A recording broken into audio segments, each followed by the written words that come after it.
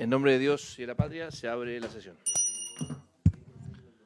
Primero doy la bienvenida al ministro de Hacienda, Mario Marcel, y secretaria la escucho. Presidente, tenemos algunos documentos para la cuenta.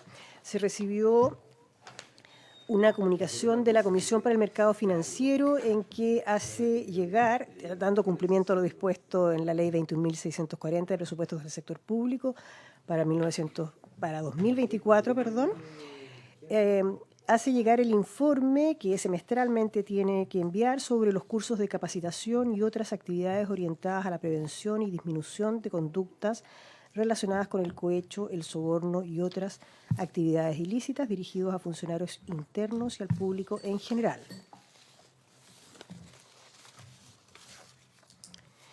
Se recibió asimismo una comunicación de Carlos Baeza y compañía abogados, quienes en relación con el proyecto de ley que crea el subsistema de inteligencia económica, hacen llegar un documento que se envió por correo electrónico a los senadores en que representan una incongruencia que a su juicio se presenta en la modificación de los artículos 275 y siguientes del Código Penal. Esos son los documentos de la cuenta presente. Muy bien. Entonces vamos a entrar en materia. El día de hoy estamos convocados para tratar dos temas. Primero, el nombramiento del Consejo Fiscal Autónomo y después entraríamos, secretaria, en el tratamiento de nuestro proyecto de ley de cumplimiento tributario. Eso sería básicamente lo que nos convoca el día de hoy. Hacemos pasar a Sebastián Izquierdo. Y ojalá a los asesores, a todos, sí. Sí, que pasen todos los que estimen.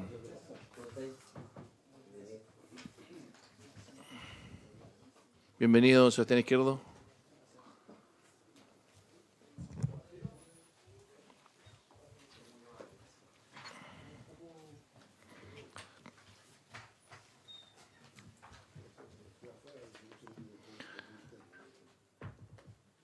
Bien, le damos la palabra al ministro para que nos pueda introducir al postulante. Muchas gracias, presidente. Hace ya, me parece que cerca de algo más de 2 meses se produjo una vacante en el Consejo Fiscal Autónomo. Corresponde, por lo tanto, proponer un nuevo integrante que debe ser aprobado con acuerdo del Senado. El presidente de la República propuso a Sebastián Izquierdo Ramírez, que está aquí con nosotros, que es magíster de Políticas Públicas, ingeniero comercial de la Universidad de Chile, y que lo más reciente ha sido el coordinador académico del Centro de Estudios Públicos y con una carrera muy interesante en alternancia entre lo académico y el servicio público, que por supuesto él podrá exponer con más detenimiento. Incluyendo también un paso por el Ministerio de Hacienda, la Dirección de Presupuesto, como analista en evaluación de programas. Creemos que el señor Izquierdo tiene competencias que son muy necesarias para el trabajo del Consejo Fiscal Autónomo, que sobre el cual más de una vez hemos conversado. Nosotros valoramos mucho el trabajo que hace el Consejo. Tenemos un diálogo permanente con ellos, por supuesto siempre respetando la autonomía que le garantiza la ley, pero por supuesto es importante que el Consejo funcione con todos sus integrantes y que estos puedan combinar sus competencias para hacer el mejor trabajo posible. Así que nos parece que Sebastián Izquierdo es una persona que puede aportar mucho en ese sentido y por supuesto ahora lo dejo para que puedan tener su conversación con él. Muchas gracias, presidente. Muchas gracias, ministro. Le escuchamos a Sebastián Izquierdo.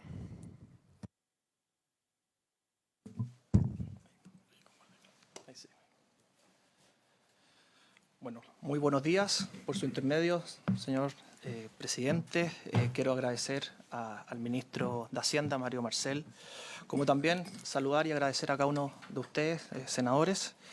Sin ánimo de quitarles mucho tiempo, he preparado una presentación que consta de 3 partes. La primera, complementar un poco lo que ha dicho el ministro de Hacienda sobre mi trayectoria profesional y académica, luego algunas reflexiones en torno a la institucionalidad, como también con las cifras fiscales, y por último algunas reflexiones, desafíos que creo que son relevantes para el puesto al cual estoy postulando. Bueno, en cuanto a mi formación, como bien dijo el ministro, estudié en la Universidad de Chile. Actualmente soy coordinador académico del Centro de Estudios Públicos. Principalmente mi trayectoria profesional yo la podría resumir en torno a mi experiencia en el sector público a lo largo de 6 años, combinado con 10 años en la academia. He trabajado en el Ministerio de Economía, específicamente en un proyecto de innovación para la competitividad, en la dirección de presupuesto, en la Universidad Adolfo Ibáñez, estuve ahí alrededor de 4 años. Fui superintendente de educación también, secretario ejecutivo de la Agencia de Calidad de la Educación. Fui director ejecutivo del Centro de Estudio Horizontal y hoy día, como les dije, estoy a cargo de la mirada académica del Centro de Estudios Públicos. Y quisiera también destacar otras cosas de mi trayectoria. Participé en una mesa técnica el año 2019 de la jornada laboral, de la reducción de la jornada laboral, iniciativa presidencial. También participé como uno de los economistas en la Comisión Transversal de Economistas para poder afrontar el COVID-19 el año 2020, citado por el ministro de Hacienda aquel entonces. Soy profesor part-time de la Universidad Católica. El año pasado hice clases en la Facultad de Economía de la Universidad de Chile también, y actualmente tengo el privilegio de ser el presidente de la Sociedad Chilena de Políticas Públicas. Y como les adelanté, mis reflexiones van a partir justamente en torno a la institucionalidad.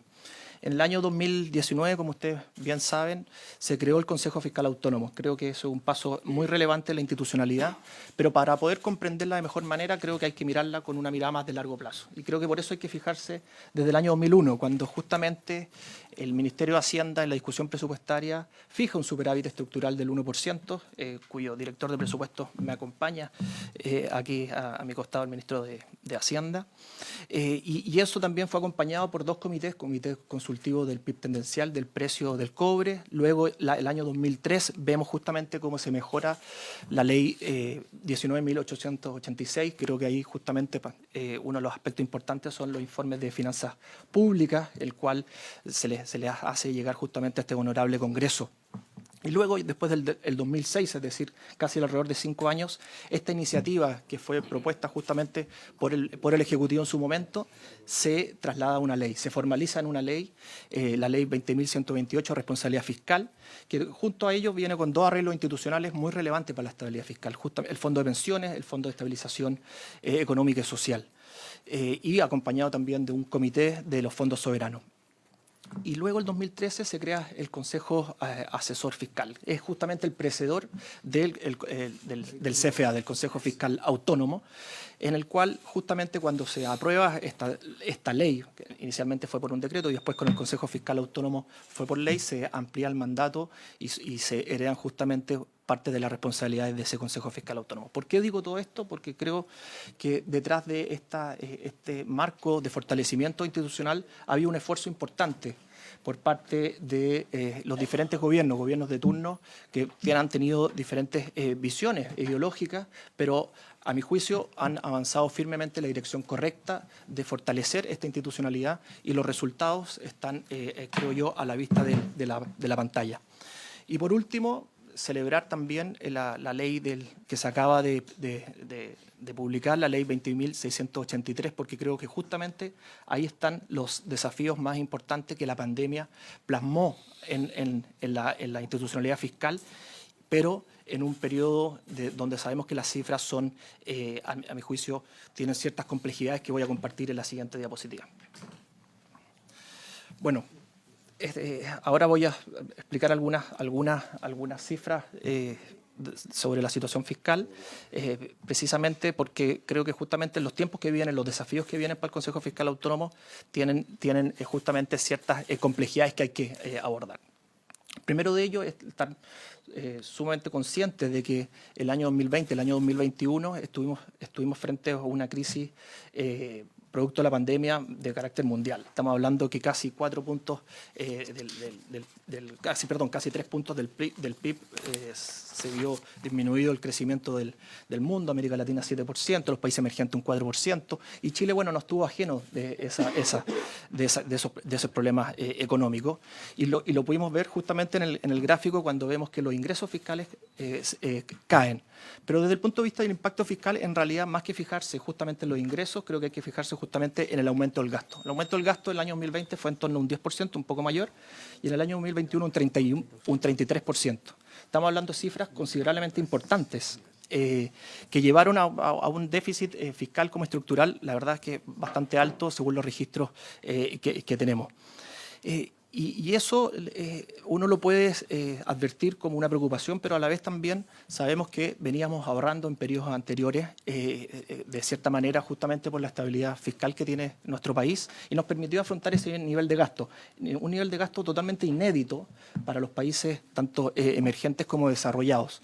Y también me gustaría celebrar el año 2022, el gobierno saliente promueve una ley de presupuestaria que tiene una reducción bastante importante. Este Congreso, sin tantas controversias, lo aprueba y el gobierno actual lo implementa con absoluta determinación. Estamos hablando que logramos reducir el gasto fiscal sobre un 23%, eso equivalente a alrededor de 3,5 puntos menos de deuda bruta.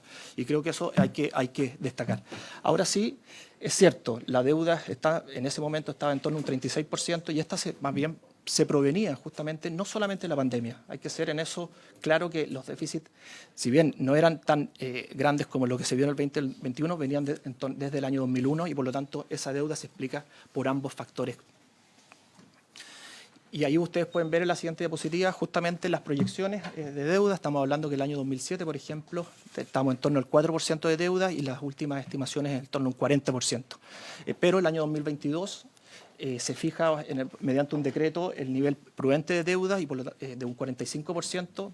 Justamente Fondo Monetario Internacional, Consejo Fiscal Autónomo han estado también detrás de esas cifras y por lo tanto todavía hay cierto espacio, pero lo relevante acá destacar es justamente la tendencia que uno está observando y esa justamente el desafío, creo yo, que hay que ver, porque esto tiene un correlato en que el porcentaje del gasto fiscal que se destina justamente al pago de la deuda ha ido creciendo, tanto en relación al gasto total del fisco como también del PIB, como pueden ver en la siguiente diapositiva.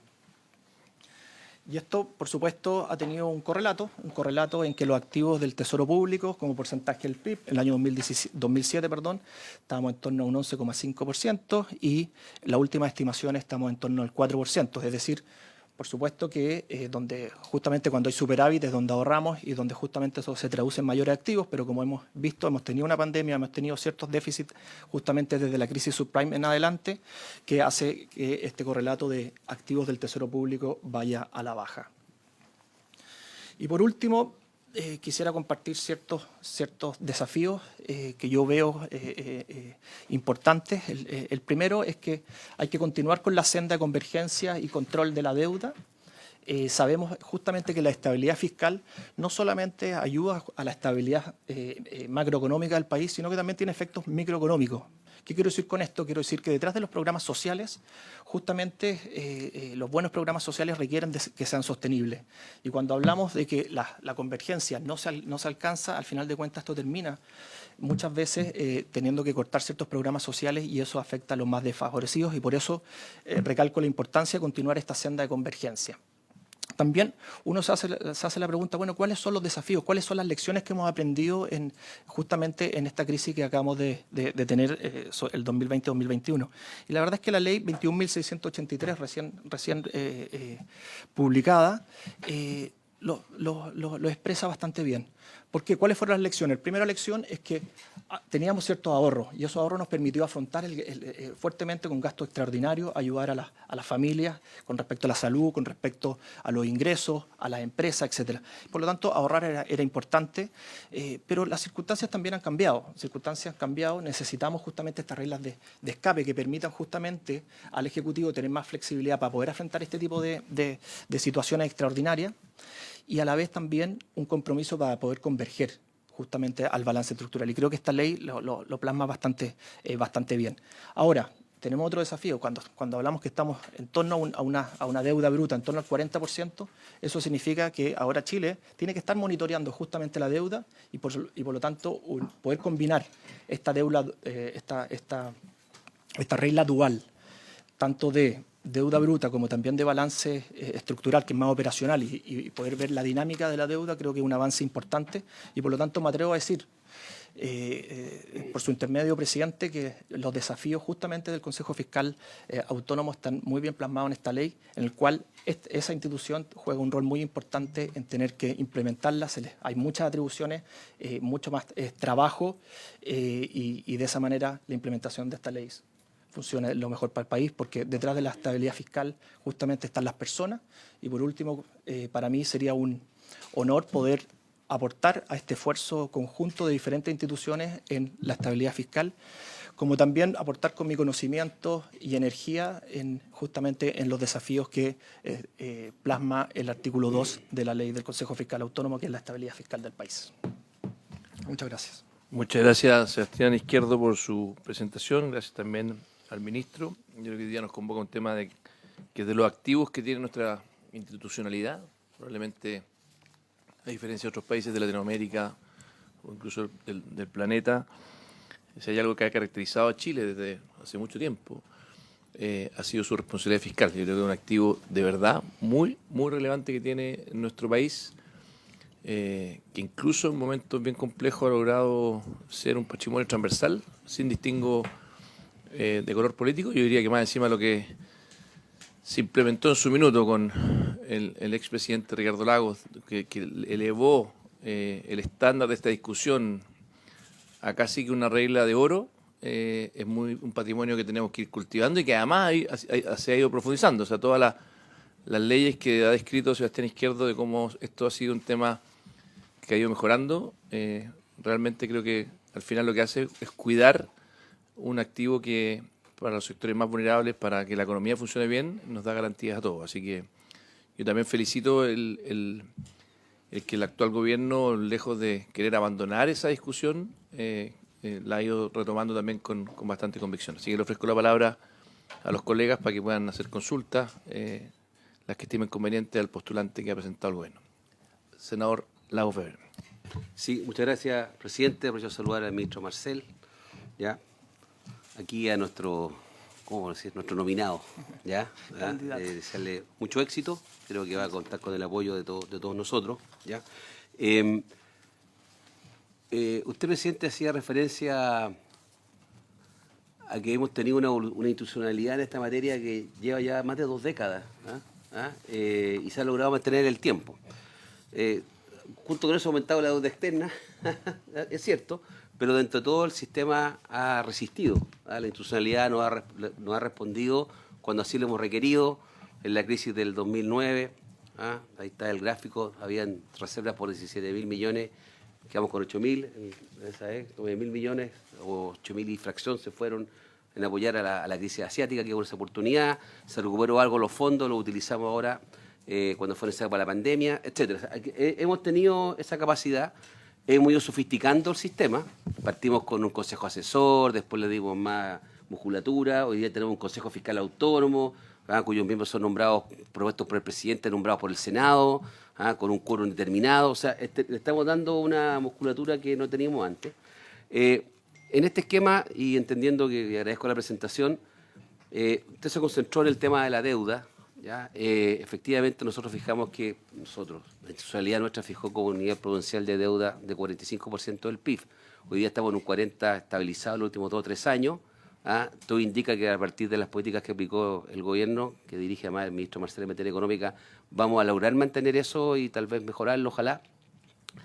Mi pregunta es la siguiente. He escuchado voces desde la política y no desde sectores, si usted quiere, más cercano a mi corazón, del lado de la izquierda, sino que sector de la derecha, que al enfrentar el tema de la reforma de pensiones, lo he escuchado, he participado con ellos en seminarios, en un Chile Day, Toronto, Nueva York, en el cual señalan de que la verdad es que este 45%, parte de las obligaciones tal vez que pueda surgir al Estado como consecuencia de la reforma de pensiones, siempre hay espacio para hacer crecer nuestra deuda externa, ¿ya? Nuestro nivel de endeudamiento como porcentaje del PIB, o sea, excediendo ese criterio del 45% que es prudencial.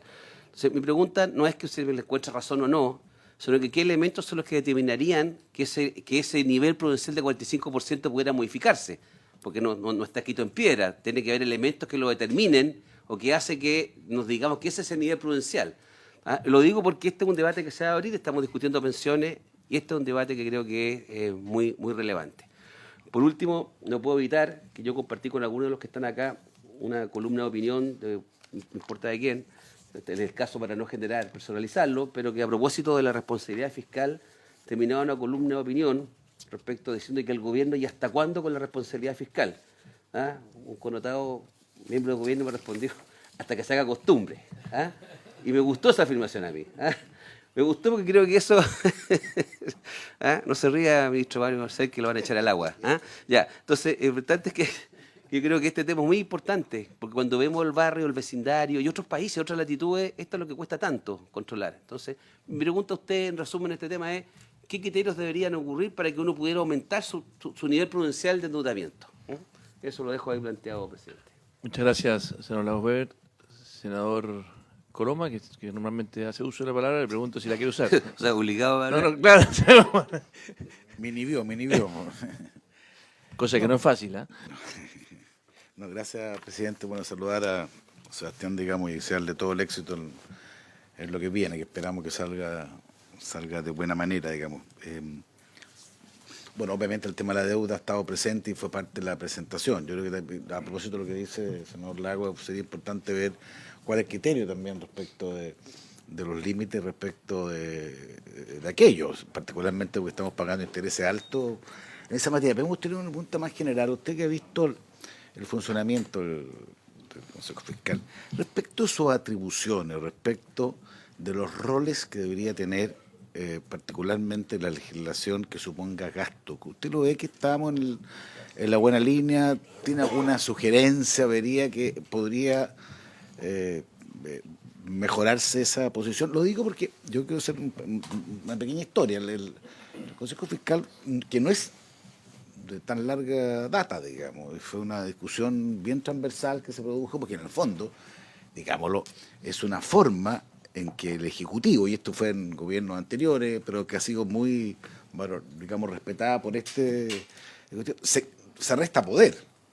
Esa es la verdad, digamos. Yo creo que para el ministro de Hacienda, así lo dijo, que yo no me acuerdo si fue Felipe Larraín el que planteó originalmente, le decían que era como un harakiri, porque en el fondo lo que estaba haciendo era decirle, digamos, que va a tener no solamente su opinión respecto un informe financiero respecto a un eventual gasto, de eventual funcionamiento económico, sino que además iba a tener que tener un organismo autónomo para poder hacerse cargo de esto, digamos. Y eso fue asumido de buena manera y se ha respetado hasta el día de hoy, pero eso fue en su origen, digamos. Y entonces de repente uno tiene que revisar un poco la institucionalidad de instituciones de esta naturaleza, particularmente respecto de los riesgos que se han ido sucediendo. Yo me acordaba, por ejemplo, antes el Consejo Fiscal además le ha tocado estar como una tormenta permanente, además, porque vino el estallido con todo lo que eso supuso, vinieron los retiros con todo lo que eso supuso, vino la pandemia con todo lo que supuso, vino la guerra de Rusia, entonces al final,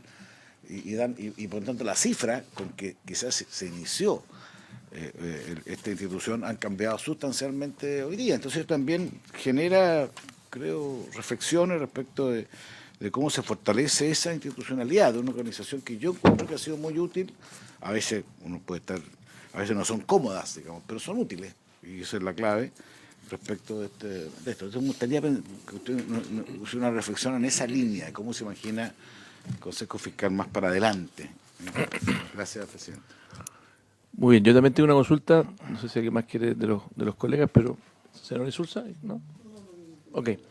Yo tengo dos consultas. Bueno, primero, hacerme un poco cargo de la reflexión que hace el senador Coloma. Yo creo que uno puede mirar este fortalecimiento del Consejo Fiscal Autónomo como quitarle poder al ministro de Hacienda, o al revés, uno puede mirarlo como una forma de darle poder al ministro de Hacienda. Y quiero explicarme por qué. Porque el ministro de Hacienda también tiene que lidiar con las presiones muchas veces políticas que existen de gastar más, de no respetar el principio de responsabilidad fiscal. Por lo tanto, es cierto que desde el punto de vista objetivo esto le quita poder, pero desde el punto de vista de poder empoderar la labor principal que tiene el ministro de Hacienda, que es poder mantener las cuentas fiscales en orden, creo que le da poder. En el fondo le da más borde, le da más herramientas para que ojalá las presiones políticas, y muchas veces populistas, no se desborden. Porque el fondo al final lo arropa en su principal rol. Por lo tanto, le quita poder discrecional, si usted quiere, pero lo ayuda, en el caso de un buen ministro de Hacienda, a que su institucionalidad tenga más robustez. Y mi pregunta al postulante, a Sebastián Izquierdo, que además me ha tocado conocerlo y doy fe de su capacidad académica y técnica, es algo que he preguntado siempre al Consejo Fiscal Autónomo, y sé que es muy difícil la respuesta, que probablemente no hay una respuesta tan rigurosa o tan científica o tan única, que es, más que cuál es el nivel de deuda prudente, cuál es en el fondo nivel de deuda óptima, que es otra pregunta académica, que es muy difícil porque tiene que ver también con la rentabilidad que le estamos sacando a esa deuda, ¿cierto? O sea, en el fondo estamos pagando intereses, que es el gran problema que tiene tener deuda, pero a veces si los intereses, el costo de esos intereses, son menores que la rentabilidad social del gasto que se usó, uno desde el punto de vista económico podría decir, sabe que a veces es bueno endeudarse. Cuando nos endeudamos para emprender un negocio, cuando nos endeudamos para cualquier fin, si es que la rentabilidad social de esos recursos, efectivamente podríamos hacerlo. No voy a entrar en el debate con el señor Lagover porque podríamos tener una larga discusión al respecto, pero entonces el tema de la deuda óptima creo que es muy difícil de responder, lo he preguntado varias veces. El Consejo Fiscal Autónomo, sé que no es incluso ni siquiera probablemente de su competencia, pero creo que es un debate interesante académico. Y ahí abro una última pregunta o una oportunidad que veo, que es, no es lo mismo que el gasto público sea en gasto corriente o que sea en inversión, ¿no? Porque si es en inversión, probablemente tiene más que ver con rentabilidad social. Si es que gasto corriente, probablemente tiene que ver con una necesidad simplemente de las generaciones actuales. Y aquí también hay que hablar de la justicia intergeneracional, porque en el fondo, si yo me gasto toda la plata hoy día, claro, puedo estar muy contento con los que están gastando esa plata hoy día, pero estoy hipotecando los gastos futuros de las generaciones. Entonces, en resumen, don Sebastián, postulante, es su mirada sobre el tema de la deuda óptima, que sé que es complejo, pero creo que es algo que el Consejo Fiscal Autónomo por lo menos debiera abrir la pregunta, porque en el fondo tal vez no debiéramos conformarnos con un 40%, tal vez debiéramos hacer un esfuerzo a movernos, no sé, un 30%. En fin, es una discusión abierta que creo que nadie ha logrado entrar con suficiente profundidad. Sí, senador Insulza. Escuchándolo a todos, hoy hay una fuerte discusión, no solamente en Chile, en otras partes también, respecto de los problemas del crecimiento del tamaño del Estado y la caída de su eficiencia. Y yo tengo la impresión de que esto tiene que ver mucho con eso. O sea, yo estoy de acuerdo con la mayor parte de los comités que tenemos, pero cuando veo cuántos son, me empieza a asustar. Y lo mismo ocurre con los servicios públicos. Hoy día vamos a votar un servicio público más, una auditoría interna del gobierno, que probablemente se va a ver muy bonita sentada en la primera fila de las ceremonias del Congreso, pero realmente creo que estamos creando demasiadas instituciones al mismo tiempo. Yo no sé si se puede hacer algún comentario sobre esto. Yo recuerdo que alguna vez alguien, incluso, que no nombraré porque tendría que, me dijo que realmente el problema de crear, que si creábamos, ciertamente si aumentábamos día a día las instituciones, ya sea los grupos de trabajo o los sistemas de control respecto de cómo se gasta el dinero público, etcétera, probablemente obtuviéramos un poco más de probidad y bastante más ineficiencia. Esa es la preocupación que yo tengo a este respecto. Gracias. Escucho razón, podemos votar en contra. ¿Cierto? Me acaba de sensibilizar el ministro. Es una Eso lo voy a acompañar en vez de este. Lo escuchamos, Sebastián Izquierdo. Sí, No, sí, no, gracias.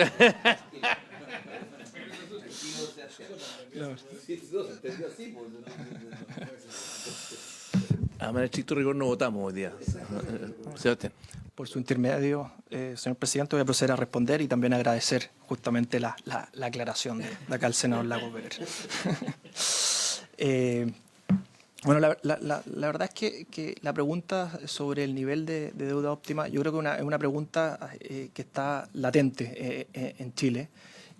Justamente yo veo que este es un desafío primordial del Consejo Fiscal Autónomo porque son cifras que no conocíamos. Justamente estamos en torno a ese nivel y por lo tanto es un nivel que hay que estudiar.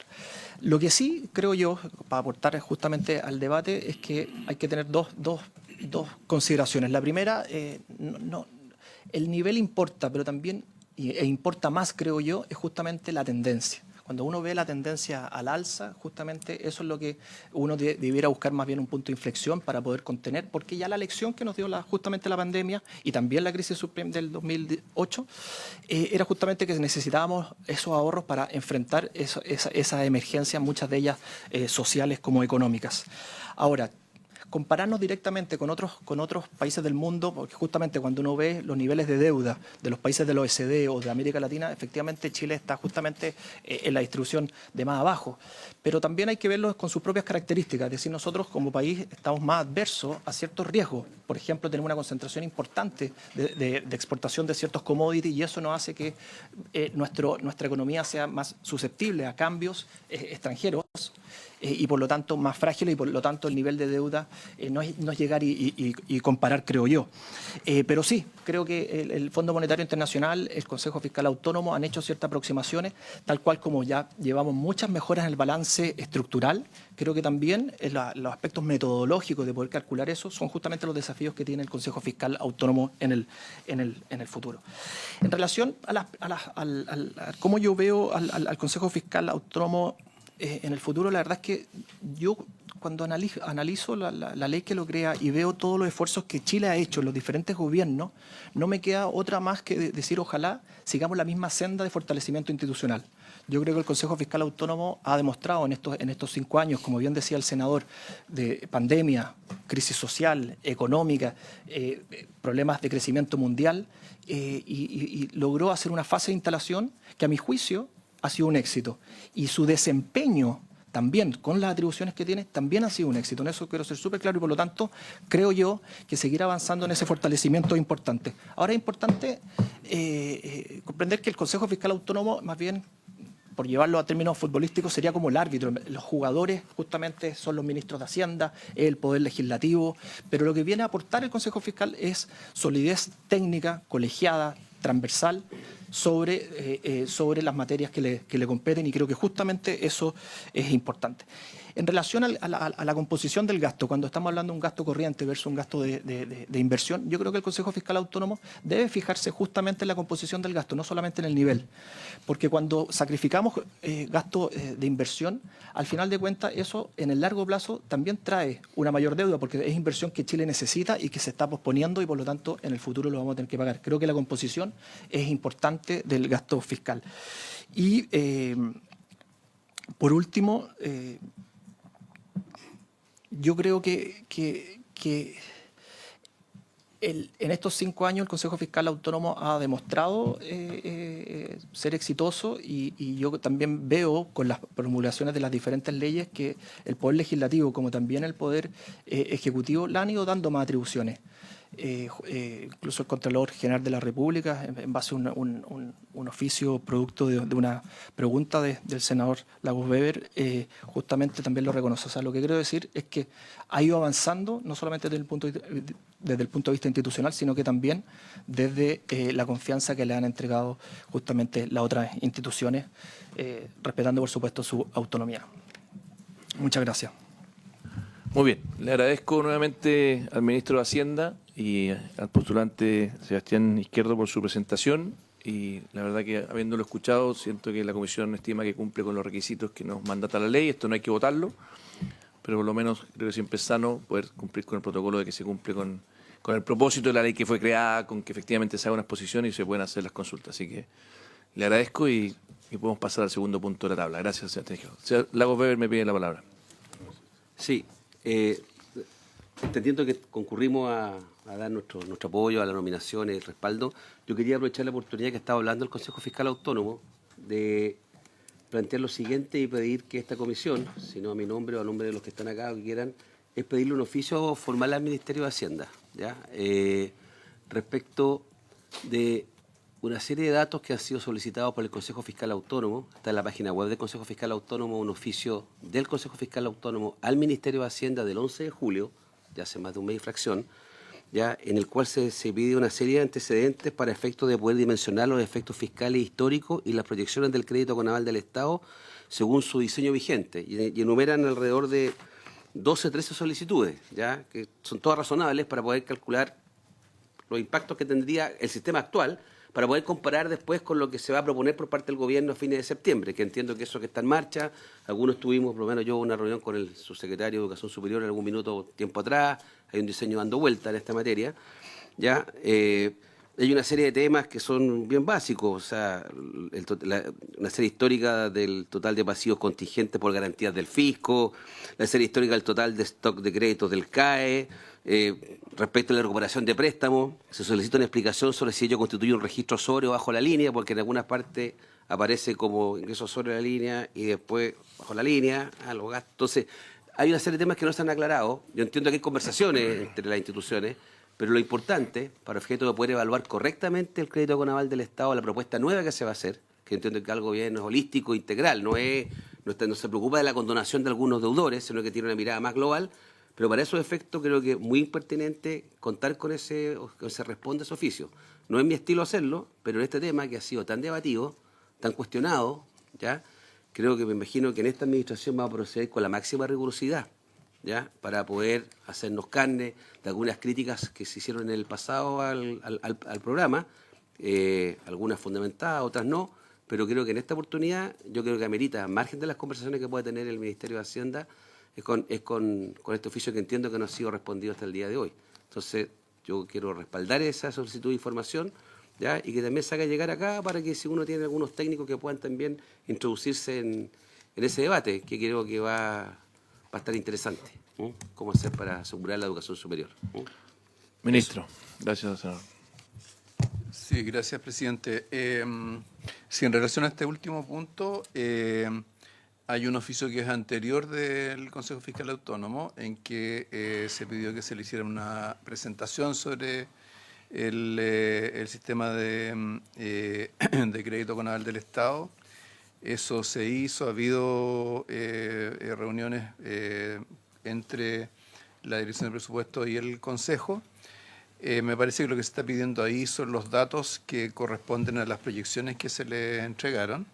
No estoy seguro de que no se le hayan enviado ya, eso lo puedo confirmar, pero lo que sí puedo decir es que para nosotros como Ejecutivo es muy importante que se entienda cuáles son los compromisos actuales del sistema de financiamiento de los estudiantes, porque está como en el aire la idea de que el crédito con aval del Estado es casi una cosa gratuita desde el punto de vista fiscal. Y no lo es en lo absoluto. Hay costos significativos, particularmente si uno ve lo que ha sido las ejecuciones de las garantías, estas han subido sistemáticamente durante varios años, a medida que ha ido madurando el sistema. Y por otro lado, efectivamente, como se plantea en la pregunta, ¿cierto?, que lo que está sobre bajo la línea, cuando se trata de préstamos, que es el caso, ¿cierto?, en general el tema de préstamos corresponde a operaciones bajo la línea, que son operaciones de carácter financiero, y cuando se entregan préstamos y cuando se recuperan. Pero cuando se ejecutan las garantías, que significa en el fondo que hay un préstamo que no se devolvió oportunamente, entonces eso sí aparece sobre la línea del balance. Y esto es muy importante para que luego, ¿cierto?, se pueda analizar las propuestas que va a hacer el Ejecutivo, que van a ser no solamente sobre una propuesta de un nuevo sistema de financiamiento para los estudiantes, sino que también para el tratamiento de las deudas existentes. Así que vamos a confirmar exactamente cuál es la situación en cuanto a la respuesta de ese oficio. A lo mejor la podemos tener en el curso de esta reunión, así que ahí podemos terminar de aclarar ese punto. Excelente. Muy bien, muchísimas gracias nuevamente, ministro. Gracias a Sebastián Izquierdo por una excelente presentación y bueno, seguiremos el curso del procedimiento. Muchas gracias. Muchas Pasamos al segundo punto de la tabla y le damos la bienvenida a la subsecretaria Heidi que se encuentra acá.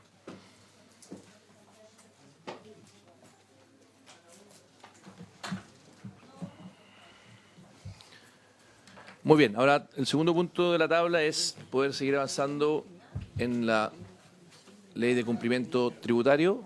Hemos tenido una conversación entre la mesa técnica que ha venido trabajando y hemos acordado que el día de hoy vamos a avanzar. Le damos la bienvenida al director de Impuestos Internos y a Diego Riquelme también del equipo de Hacienda.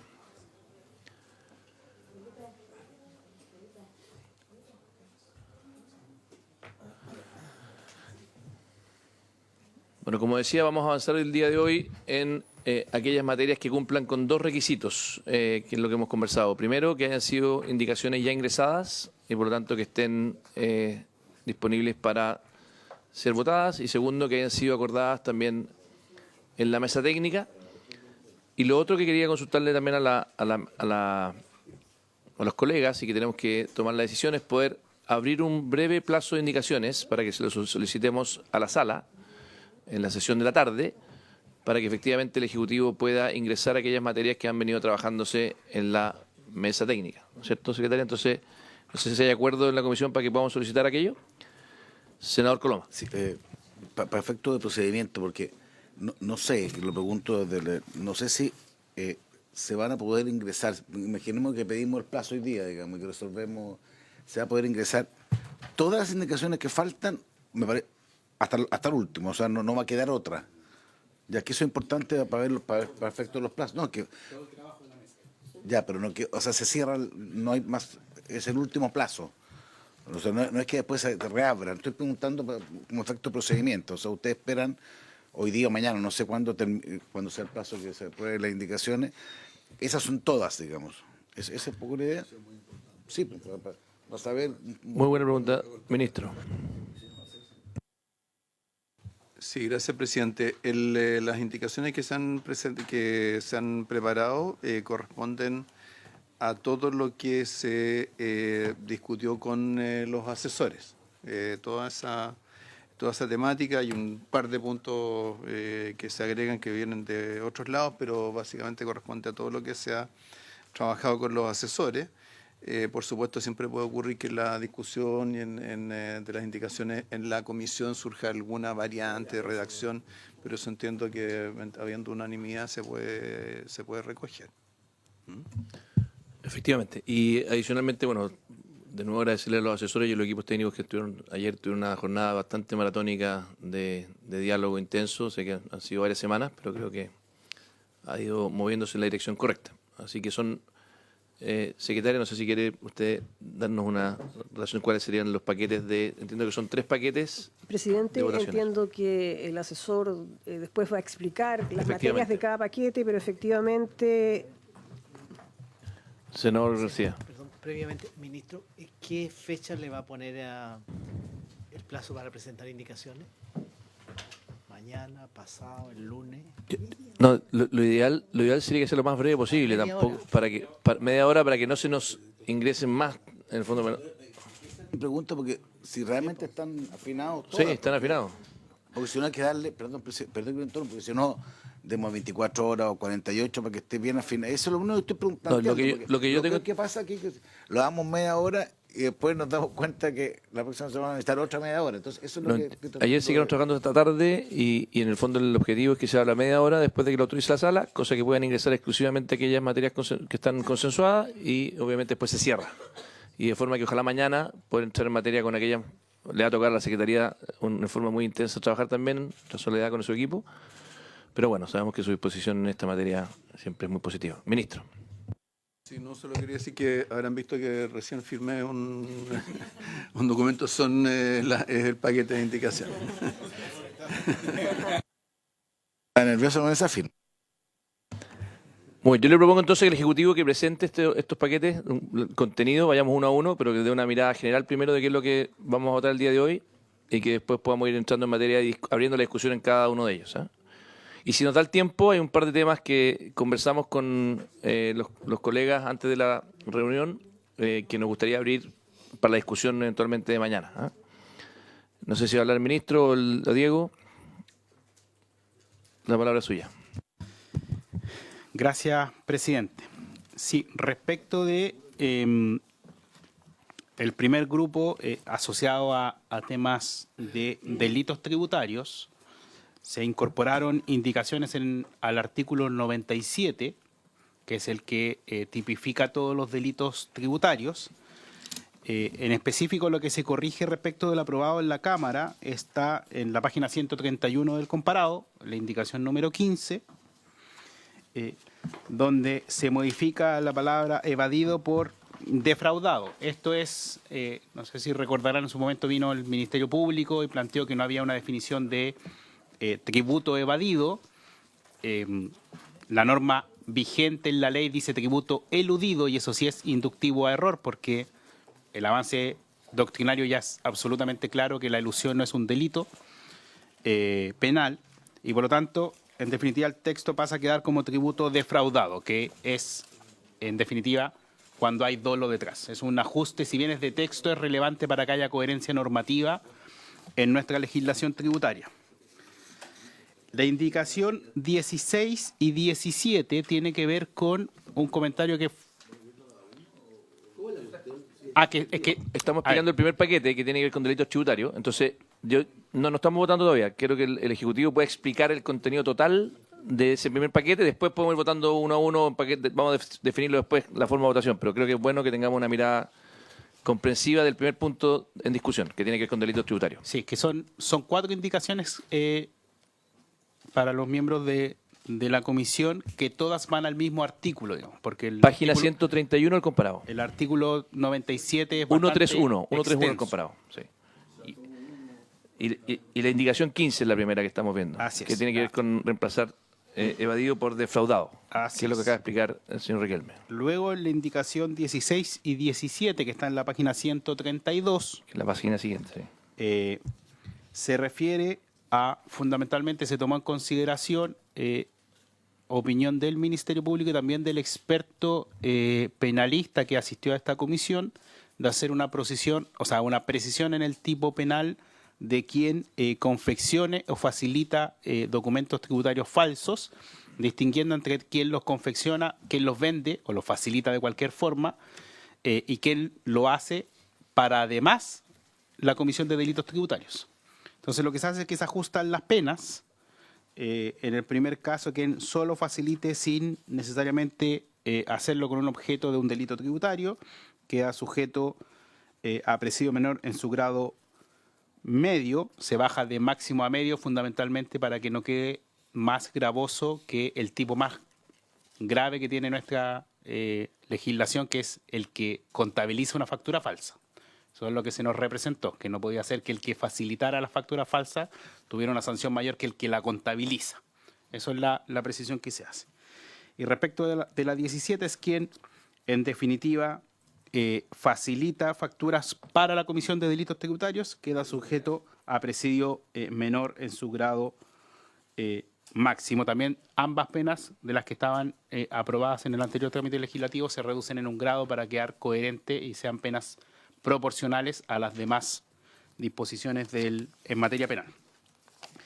Y la última indicación del artículo 97 está en la página 135 del comparado, y que tiene que ver con algo que nos plantearon las plataformas, que en definitiva, cuando nosotros planteamos que es necesario igualar la clausura de a quien vulnere las normas tributarias cuando yo vendo de forma virtual, porque yo no puedo, digamos, bajarle la cortina a una plataforma virtual, lo que se nos pidió precisar es que en definitiva cuando yo voy a clausurar o voy a suspender la emisión de los giros o a sancionar, no sanciona toda la plataforma, cuando es una plataforma que permite a muchas personas que comercien, sino que sanciono solo al contribuyente que a través de la plataforma vulneró la norma tributaria. Entonces hay una precisión en el tipo penal que permite, que en definitiva dice, se sustituye plataforma virtual por sitio en Internet o del sitio dentro de la plataforma, para precisar, claro, qué es, a quién, digamos, se sanciona. Esas son las 3 indicaciones en materia del artículo 97. Sí, solo en precisión, en la última, señor Coloma, se sustituye la palabra plataforma virtual, que es por decir, por ejemplo, si fuese, no sé, cualquier plataforma, Mercado Libre, no puede bajarlo completo. Ahí hay muchos oferentes, sino que se clausura solamente el sitio asociado al vendedor. Exactamente. Vamos viendo una por una. Sí, claro. Después, yo tengo una duda respecto a la redacción, pero puede estar bien. Comencemos entonces con la primera, que es en la página 131, la primera indicación, que lo que hace es básicamente reemplazar la palabra evadido por defraudado. Exactamente. Exactamente.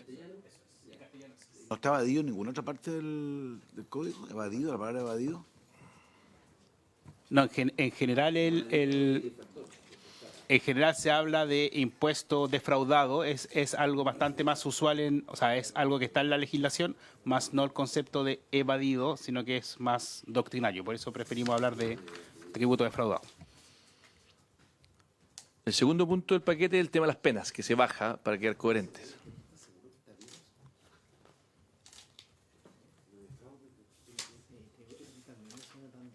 Perdón, que me parece raro, perdona, porque trataba de hacerlo bien, me parece raro porque el concepto de defraudar no es lo mismo, no sé, conceptualmente, a menos que esté todo definido en otra parte del código. Esto, yo aprendí que en tributario hay una cantidad de definiciones, pero no es lo mismo. Sí. Ahora, yo, perdón, señor Coloma, yo creo que lo que entendí, y a mí sí me hace sentido, es que la palabra evadido es más ambiguo. Defraudado uno tiene que documentar de que efectivamente hay un tributo específico que no se pagó. Entonces, siento que lo que busca es darle mayor borde, o sea, más acotado. Sí. Pero es lo mismo defraudar que evadir, o sea, defraudar es ¿cuál es el género? ¿Y cuál es la especie? ¿No? Porque va a tener que probar que hubo fraude Claro. por este efecto. Claro, porque Y eso supone que es distinto. A eso me refiero. Lo pongo en dolo. cuando uno habla de Para defraudar, entenderlo bien. Cuando Defraudar supone ahí un dolo. así Ya, es. ok, ahí entiendo, pero por eso que esa es la norma. Le sube el estándar un poco, lo hace más exigente. Senador García. No, claro. Presidente, a ver, yo entiendo que la norma vigente habla de tributo eludido. Inicialmente se había propuesto cambiarlo por tributo evadido. Y ahora vamos con tributo defraudado, ¿eso es? Ya, o sea, es que porque el senador Coloma tiene razón, o sea, hemos pasado solo en la discusión de este proyecto de ley con dos conceptos distintos. Yo sé que entiendo que ustedes lo que buscan es precisarlo, pero por eso es bueno que quede para la historia de la ley la diferencia entre uno u otro concepto, porque pasamos de eludido, que es la norma vigente, a evadido, y de evadido vamos a pasar a defraudado. ¿Permite? Estoy Senador. de acuerdo en que es más específico defraudado. También. En realidad uno puede evadir, pero digamos, la discusión sobre la evasión no es lo mismo que cuando se está creando un delito en la práctica. Aquí se está sancionando con una pena un delito de quien defrauda al fisco a través de una declaración incompleta, en este caso, o falsa. ¿Sí? Así que a mí me parece Me gusta, bien la indicación. ¿Señor Riquelme? Sí, voy a solo brevemente reiterar que es importante, en nuestra opinión, cambiar el concepto de eludido, porque en definitiva la elusión es un ilícito civil, no es un delito penal. Entonces, Hay aquí, y esto tiene que ver con razones históricas exclusivamente, de que cuando se redactó el código no había esa diferenciación tan clara entre elusión y evasión, cuestión que ahora sí sabemos, y es relevante que el código tenga cierta coherencia normativa. Eso es lo que fundamenta el por qué cambiamos eludido. Luego, la propuesta inicial del proyecto de ley fue cambiar a evadido, porque en definitiva uno dice hay elusión y hay evasión. En su exposición el fiscal nacional, lo que señaló, así como el jefe de la unidad de delitos económicos, que hay muy poco o prácticamente nulo desarrollo jurisprudencial en la lógica de la persecución penal de la palabra evadido. Claro. Entonces, ¿qué hicimos nosotros? Bueno, nos juntamos con el Ministerio Público para decir, bueno, ¿y dónde hay mayor ejercicio jurisprudencial? Manteniendo que tiene que haber dolo. Y llegamos a defraudado. Defraudado, en definitiva, equivale a un delito tributario y, por lo tanto, equivale doctrinariamente a evasión. Voy a decirlo en otras palabras, en doctrina se habla mucho de evasión. A nivel jurisprudencial de los tribunales de persecución penal, el concepto más utilizado es el defraudar al fisco mediante la comisión de delitos tributarios. Y por eso, la mejor palabra, digamos, para no afectar o no abrir ningún espacio de interpretación es ocupar el concepto defraudado. Esa es la vuelta. Senador Coloma. No, está bien, me parece bien. Ahora, una última consulta, me sale lo que alcancé a estudiar de Derecho, digamos. No hay ni un caso en que alguien pueda sostener de un juicio hoy día, a veces que estos son beneficios pro reo, hay varias cosas, que alguien que pueda decir, mire, al cambiar la exigencia, yo no defraudé, pero sí eludí, por tanto puedo no pagar una multa, no habrá algún proceso que pueda tener efecto en esto, ¿no? En nuestra opinión, no, fundamentalmente porque lo que es relevante, porque esto es solo respecto de, para efectos de la aplicación de la multa. O sea, la multa dice que es el 300, hasta el 300% del valor del tributo evadido. Pero no estamos alterando el tipo penal. El tipo penal se mantiene igual y por lo tanto nadie podrá sostener, digamos, ese punto. Sobre esto no hay indicaciones, pero el tipo penal que está en el texto original de la ley es bastante abierto porque habla o el empleo de otros procedimientos dolosos encaminados a ocultar o desfigurar el verdadero monto de las operaciones realizadas. Es bastante abierto. O sea, Total.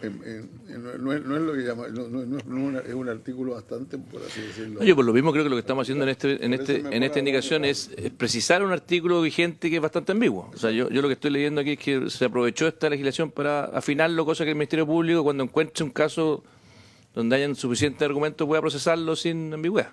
¿Ah? Para la sanción, Exactamente. para la sanción no se cambia el tipo, sino que se cambia la referencia respecto a la sanción. Eso es. Bien, ¿ponemos votación esta indicación entonces, secretaria? El señor presidente somete a votación la indicación número 15. Senador Lagos, A favor. senador Coloma, Con la explicación del Ejecutivo a favor. senador Insulza, Estamos votando sobre Susa. A favor. A favor de la indicación. senador García, presidente. A favor. Queda aprobada entonces por la unanimidad de los miembros de la comisión la indicación 15.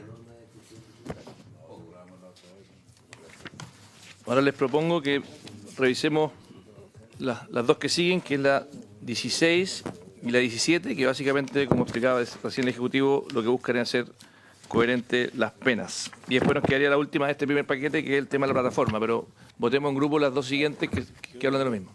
¿Qué número de página es eso? Página 132, la indicación 16, que reemplaza la palabra máximo por medio, y la 17, que sustituye la frase presidio mayor en su grado mínimo por presidio menor en su grado máximo. Y entiendo que esto es para tener coherencia, para no ser más gravosa respecto de uno de los participantes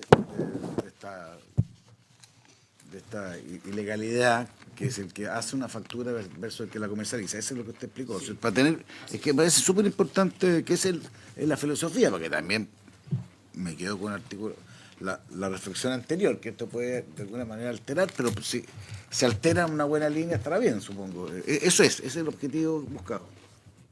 Señor Riquelme. Sí, a ver, actualmente hay un solo inciso que sanciona la confección o venta o facilitación de guía de despacho en general de documentación tributaria falsa. Y pone una sanción de presidio menor en su grado medio a máximo. ¿Sí? Lo que nosotros estamos haciendo, que es la primera columna, la columna de la izquierda. Lo que está haciendo en definitiva el proyecto de ley es dividir el tipo penal en dos, para distinguir entre el que facilita para la comisión de otro tipo de delitos, por ejemplo, delitos del tipo financiero, de aquel que facilita documentación tributaria falsa para la comisión de delitos tributarios. Entonces, en verdad lo que estamos haciendo al final del día es la misma pena, que tenía una extensión de presidio menor en su grado medio a máximo, a lo que es un poco menos gravoso, que es cuando yo facilito no para la comisión de delitos tributarios, queda asignado con presidio menor en su grado medio, y el que lo hace para la comisión de delitos tributarios pasa a presidio menor en su grado máximo. La coherencia respecto de de presidio menor pasa a ser presidio menor en su grado máximo, que es la misma sanción máxima que puede cometer el mismo que contabiliza las facturas. O si no, estaba quedando la norma anterior, el proyecto de ley decía que el que facilitaba facturas, para poner un ejemplo, falsas para la comisión de delitos tributarios, quedaba sancionado con presidio mayor en su grado mínimo. Así es como salió aprobado de la Cámara.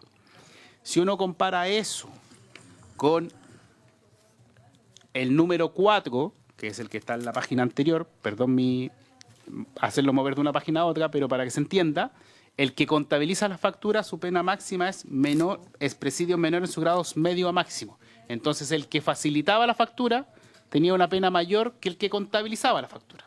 Entonces, lo que estamos haciendo es, en definitiva, que haya proporcionalidad de penas respecto del que facilita, del que contabiliza. Ese es el cambio que estamos haciendo, pero de hecho en el tipo penal como tal no se suben las penas. Lo que se hace es distinguir si yo facilito para la comisión de delitos tributarios o si facilito para otros fines.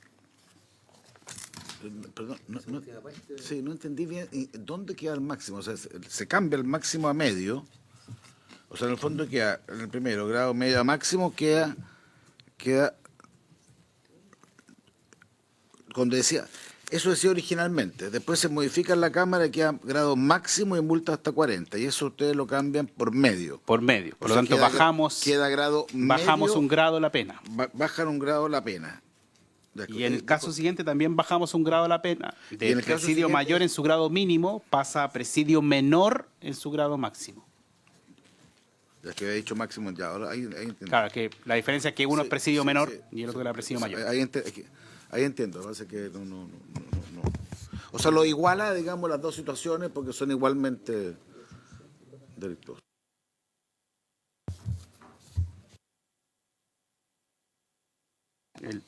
El ministro me hace una precisión muy relevante que tiene que ver que el actual tipo penal solo contempla la facultad de que el que vende para permitir la comisión de delitos tributarios.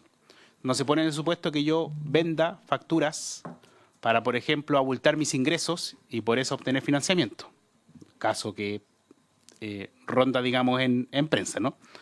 Entonces, justamente, además, lo que se hace es que hay un tipo penal que actualmente es vacío, que es cuando yo vendo, o sea, yo me puedo eximir de sanción penal cuando digo, no, es que yo no emitía facturas falsas para cometer delitos tributarios. Lo hacía para otros fines. Y por lo tanto quedo fuera de cómo está redactado el tipo penal.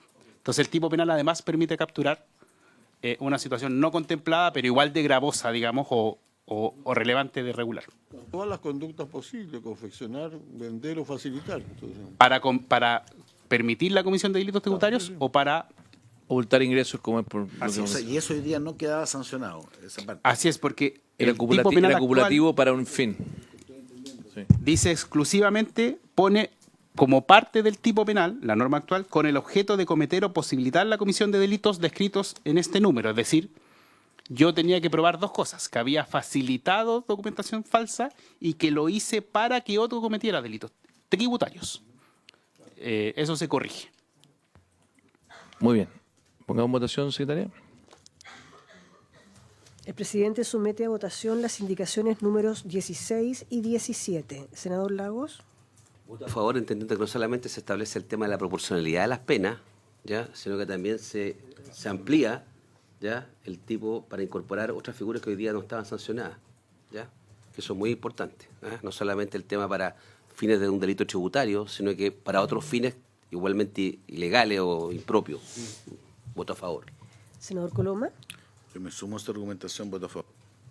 Senador Insulza. A favor. Senador García. Presidente. A favor. Quedan aprobadas entonces las indicaciones 16 y 17. Bien, a continuación nos corresponde revisar la indicación número 18, que sustituye la frase o de la plataforma virtual por el sitio en Internet o el sitio dentro de la plataforma virtual. Ofrezco la palabra por si alguno de los colegas quiere consultar. Es la página 135 del comparado, que lo que busca es corregir esa redacción inicial que generaba el problema de que eventualmente por cometer algún tipo de infracción se podía eventualmente cancelar la plataforma completa, que tenía un absurdo porque no todos los usuarios de esa plataforma son responsables de ese delito o de esa infracción. Entonces sería muy raro que tuviéramos una externalidad negativa para el resto de los usuarios de la plataforma. Entonces esto lo que hace es afinar y limitar la posibilidad de bajarle solamente al culpable de esa infracción. Senador Coloma. No, que importante. O sea, antes, para entenderlo bien, esta sanción está que es una sanción nueva, digamos. Antes cerrada, la alternativa era cerrar la plataforma virtual, en el fondo. Y ustedes lo que dicen ahora es el sitio en Internet o sitio dentro de plataforma virtual. Es como para ser más específico que lo que se busca, se parece algo a una plataforma grande, digamos, no cerrar la plataforma, sino que cerrar ese sitio, al comercio dentro de la plataforma. Claro, la redacción inicial decía, en el caso de las infracciones señaladas en el párrafo primero, estas además deberán ser sancionadas con la clausura de hasta 20 días de la oficina, estudio, establecimiento, sucursal, medio de transporte, maquinaria o similar en que se haya cometido la infracción o de la plataforma virtual. Entonces ahí es donde se cambia eso por lo siguiente, que dice el sitio en Internet o del sitio dentro de la plataforma virtual. Una última, me parece que está bien. O sea, ahora, esto, desde un punto de vista práctico, ¿funciona bien? O sea, eventualmente es fácil cerrar un sitio de una plataforma, ¿no? Porque lo digo, presidente, porque esto se discutió en otra ley, me acuerdo hace harto tiempo, que cerrar un sitio era un calvario, eso es lo que me... Entonces no sé, porque esto... Sí, porque no sé cómo puede prácticamente, o sea, a mí lo que me enreda es hacer una legislación suponiendo que esto a los 20 días y listo, pero mi experiencia en esta materia, que no es muy extensa porque no soy un experto en temas virtuales ni en temas de plataformas, pero sí lo que tengo claro es que esto se demora más de 20 días. O sea, yo he visto, esto fue a través de la protección del neuroderecho, otro tema, digamos, que entrar a clausurar o a cerrar un sitio dentro de una plataforma o la neutralidad de la red es un tremendo tema. Entonces, ¿qué me preocupa, presidente? Que nos demos la sensación que aquí este tema lo resolvemos en 20 días y después el ministro va a tener que explicar, digamos... Solo una precisión, señor Coloma, no es en 20 días, hasta 20 días. Bueno, peor. Es la clausura de hasta 20 días. Ya, pero, o sea, ni siquiera es para siempre. Es clausura de hasta 20 días, hasta 20 días. Pero va a poder, es práctico. Mi pregunta es... No cuestiono su pregunta, le quería precisar que simplemente no es que tienen 20 días para clausurarlo, sino que son hasta razón. 20 días la clausura. Claro, yo creo que se va a pasar en 2 años más. No sé, perdón, está pidiendo la palabra al director... Sí, primero el señor Lagos y después la palabra al director de Impuesto Interno. No quiero cambiarme de tema, pero este tema de los accesos a la regulación de las plataformas me recuerda a la discusión que tuvimos a propósito de los multifondos, ¿ya? Cuando había esta posibilidad de que habían un par de plataformas o sitios de internet que le recomendaban a uno, vayas al fondo A, ahora cambies al fondo D. Entonces, nosotros regulamos eso. ¿Ah? Entonces, mi pregunta, tal vez está bien regulado y se cerraron los sitios y tenemos una capacidad de tenemos unos cibernautas de la policía chilena que están ahí y los cierran y nadie. O de repente todavía hay un gallo afuera que te dice cámete al A, cámete al D, salvo que lo prohibimos por ley, que es otra cosa, ¿ah? Que lo queramos prohibir por ley, como estamos discutiendo en pensiones. Pero mi pregunta es si eso tiene efecto en Chile, cómo se regula eso. ¿Ah? Porque yo puedo decir que no quiero más, pero alguien, ¿qué me impide que alguien desde Malta, se me ocurrió Malta, no sé por qué, ya, pudiera decir, oye, cámete al A, cámete al B? No sé, se me ocurrió Malta, que pasa que se van para allá todos. Director de Impuesto Interno. Los mismos que... Gracias, señor Lauber. No, el tema en estas plataformas venden productos de terceros, entonces, o un sitio web. Entonces, si tiene que clausurarse y sigue operando, para Impuesto Interno no es muy difícil darse cuenta que sigue operando y por lo tanto lo sanciona. Estamos hablando de contribuyentes que están en Chile. Si están en Malta es más difícil, pero por lo menos los chilenos es cosa de mirar y después uno los sanciona porque son contribuyentes de Chile. Pero las plataformas son internacionales algunas, ¿no? Entonces, ¿cómo? No, yo quiero ser práctico, no quiero que después me digan, ustedes sancionaron algo que tienen que emplazar a, no tengo idea, no sé cuáles son las plataformas esto. No, yo la tenemos. Pero aunque la tuviéramos, y ojalá la tuviéramos, mi pregunta es cómo hacemos para impedir que alguien que use su tarjeta de crédito chilena, o sea, ¿cómo funciona? Eso es lo que... Ese es el punto, ya, es que eso Sí. tiene que... Perdón, presidente, yo quiero insistir en que el tema no es solo impedir, sino que si a pesar de que está impedido de hacerlo, sigue haciéndolo, Impuesto Interno lo sanciona. O sea, igual es contribuyente y tiene que pagar, o sea, no porque esté vendiendo cosas por Internet no es un contribuyente que no puede ser sancionado. ¿Cómo lo hacen? No, por eso dije, ese de Malta no es problema de Impuesto Interno más difícil, pero... Malta pueden operar las casas No, pero... de Malta puede operar, aquí, ándate al B, ándate al D. Aquí estamos hablando, por ejemplo, de mercado libre, que son empresas que están en Chile, que venden en Chile. Estamos hablando de ese tipo de cosas. Lo otro ya es más difícil. Sí, es que yo creo que a propósito de lo que dice el director, justamente, esta es una norma que sanciona la no emisión de documentos tributarios. Entonces, por regla general, estamos hablando de contribuyentes que deben emitir... Así es, eso es lo primero. Lo segundo, como bien señala el director, aquí tiene que ver con, fundamentalmente, son plataformas que permiten a través de la plataforma comercializar bienes por terceros. Esto es algo que se ha estado trabajando con las plataformas y en general hacia cómo está avanzando internacionalmente, y las plataformas han mostrado todas las disposiciones que uno, en verdad, esta notificación se la manda al comercio y se la manda a la plataforma. Porque el que sí puede, apretando un botoncito, inhabilitar a la plataforma, o sea, al comercio, es el administrador de la plataforma.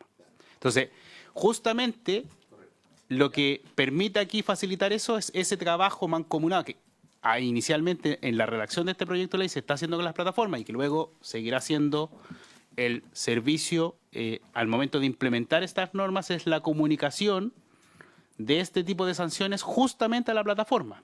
Y es lo que ellos nos comunican. Si tú me dices que tal está incumpliendo, acuérdense que hay una medida respecto de inicio de actividades, esta es como no emitir boletas, yo no tengo ningún problema en yo sancionarlo. De hecho, está dentro de las políticas que tiene que aceptar cuando yo quiero vender a través de estas plataformas. Que si yo incumplo las normas de la legislación local, me pueden bajar. Entonces, justamente así se controla y esa es la forma efectiva de realizar el control. Una última consulta, presidente. Señor, ¿Han buscado en esto alguna norma o existe alguna norma que se haga cargo? Voy a ir al tema más complejo. Porque claro, si alguien se registra en Chile, es un camino, tiene razón el director, lo multará, lo suspenderá, Pero respecto al tema de plataformas internacionales, o sea, ¿cómo? A ver, voy a poner un caso. Si el ministro Marcel dice compre acciones, de repente aparecen, digamos, varios han aparecido acá recomendando con inteligencia artificial y eso las personas, algunas caen y van a plataformas. Yo la que yo vi terminaba en África finalmente, pero no sé cómo transfieren las platas igual a África. O sea, ¿hay alguna norma en este proyecto que intente hacerse cargo de eso? Porque aquí estamos haciéndonos cargo de aquello de algo que está en Chile, ya eso ya y me parece bien. Pero no sé si hay alguna norma, digamos, que vaya un poco más allá, haciendo un esfuerzo por hacer una trazabilidad de aquellas plataformas que no están en Chile, pero sin perjuicio lo cual reciben recursos de Chile. Sí. Muchas por estafa, otras puede que no. Lo que estamos haciendo, o sea, lo que sí estamos regulando respecto de plataformas extranjeras en este proyecto de ley, que lo conversamos bastante a propósito de las audiencias, es cuando yo compro en una plataforma extranjera, porque de nuevo, en materia tributaria al menos, ahí hay un interés fiscal, ¿no? Y si bien todavía no hemos llegado a la votación de esos artículos que están en el artículo 3 respecto de IVA, justamente lo que se hace es que las plataformas desde las cuales internacionales, por las cuales yo compro, recuerden que van a pasar a estar grabadas con IVA, esa plataforma se va a inscribir en un sistema simplificado en Chile para pagar el IVA. Y si no lo paga, el servicio está facultado para decretar que el monto del impuesto sea recargado en la tarjeta de crédito. Una suerte de cambio de sujeto especial. Entonces, ahí es como yo controlo a los no residentes. Entonces uno dice, esta norma sanciona al residente que incumple sus funciones tributarias. En la ley del IVA tenemos el mecanismo para controlar ahora las operaciones de los no residentes. Entonces, sí ya lo abordamos desde la perspectiva donde hay un interés tributario, para precisar que ese es el contorno. Ministro. Sí, presidente. Yo solo quería enfatizar que la comparación con otras situaciones en las cuales hay plataformas que por alguna razón se quisieran bloquear. En este caso en particular, estas son plataformas a través de las cuales se hacen pagos.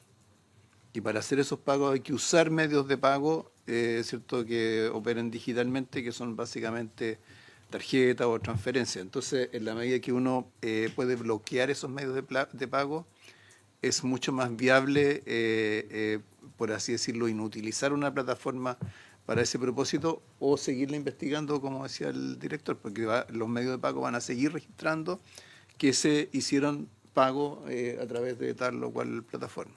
Entonces esa es una diferencia bien fundamental para la comparación con, por ejemplo, las recomendaciones de inversiones u otras cosas que no son necesariamente remuneradas, donde no hay una transacción económica. Perdón, pero son remunerados. O sea, dice compre, vete a hacer la página, los 3 chanchitos, no tengo idea, digamos, y ahí hay gente, a mí me ha pasado, gente que invierte creyendo que compra, y como son todo internacional, al final no se logra detectar quién lo recibe finalmente. Está bien, planteo el tema porque ya que surge este punto específico, creo que hay un tremendo tema, digamos, que va adicional a esto, digamos, que ya está más allá de esto. Aquí estamos hablando, entre comillas, entre los formales. Está bien, yo creo que tiene que haber una norma, parece bien que exista una norma. Lo que pasa es que yo creo que hay un tremendo mundo, digamos, al otro lado de la formalidad, que creo que hay que enfrentar de todas maneras. Muy bien, pongamos en votación, secretaria. En votación la indicación 18. Senador Lagos. No, voto a favor y comparto plenamente el criterio que tiene el Ejecutivo en esta materia, y las dudas que nos han saltado, que hemos conversado, exceden con creces este proyecto también. O sea, y se les quedan ahí para la Deep Web, que es como lo resolucionamos después. Bien, a favor. Senador Coloma. A favor. Senador Insulza. Sí, a favor. Senador García. Presidente. A favor. Queda aprobada entonces por la unanimidad de los miembros de la comisión la indicación 18. Muy bien, hemos terminado el primer paquete que hemos conversado. El segundo tiene que ver con... Perdón. No, el primer paquete, digo, son tres paquetes. Del primer paquete queda la autodenuncia. Ah, perdón. ¿Cuál? No lo he hablado. El senador Riquelme. Es que no quería... El senador Riquelme no aguanta nada. No quería sobreinformar. Página 153, entonces. Oiga. Lo escuchamos, señor Riquelme. Autodenuncia. Autodenuncia sí, parte en la 153, pero en verdad el desarrollo está en la 154. Esto es un instrumento que surge a partir de la mesa de asesores y que en definitiva se le permite al contribuyente bajo determinados casos autodenunciarse es decir, que el contribuyente detecta lo que se está ocurriendo acá, que en definitiva es un contribuyente que detecta que se cometió delitos tributarios y en vez de sentarse a esperar de que llegue la administración tributaria, es proactivo y reconoce la situación ante el Servicio de Impuestos Internos y por lo tanto la consecuencia de esto es que sigue debiendo pagar los impuestos adeudados, no tiene derecho, porque aquí, o si no podríamos crear un mal incentivo, no tiene derecho a condonación de intereses, es decir, tiene que pagar el impuesto más intereses y multas, sí puede acceder a un convenio de pago en tesorería, pero no tiene beneficio tributario la autodenuncia, porque si no estaríamos creando el incentivo a cometer delitos, ¿no? Y tampoco puede haberse iniciado la fiscalización. O sea, si es que el servicio inició una fiscalización, yo ya pasó. 154, senador. Entonces, sí, el que lo tiene más desarrollado, senador, es Estados Unidos. Efectivamente, Estados Unidos sí reconoce la posibilidad del contribuyente de autodenunciarse, pero siempre con estas limitaciones, porque no se vale autodenunciarse cuando ya me pillaron. No se vale autodenunciarse si es que yo ya he sido sancionado anteriormente con delitos tributarios, porque en definitiva estoy ocupando la figura para constantemente obtener un diferencial.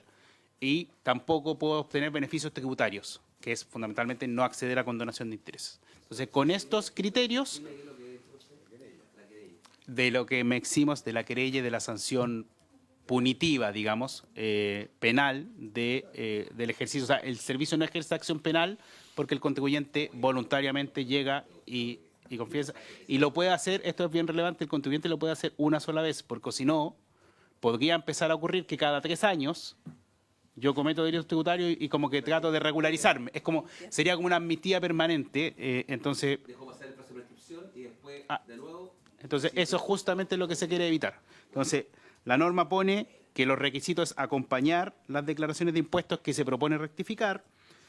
No puede encontrarse en el momento en que presenta la solicitud, estar dentro de un proceso de fiscalización. No puede haber sido condenado por delitos tributarios.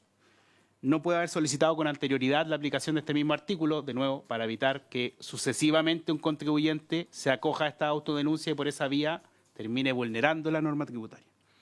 Y lo aprueba la Dirección Nacional y en este caso, en definitiva, no se presenta ni denuncia ni querella ante el Ministerio Público.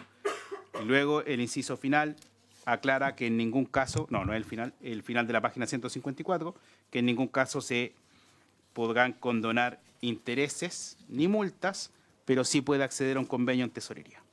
Tengo una duda, perdón. No entiendo por qué eso solo una vez, siendo que aquí no hay ni un beneficio en la práctica.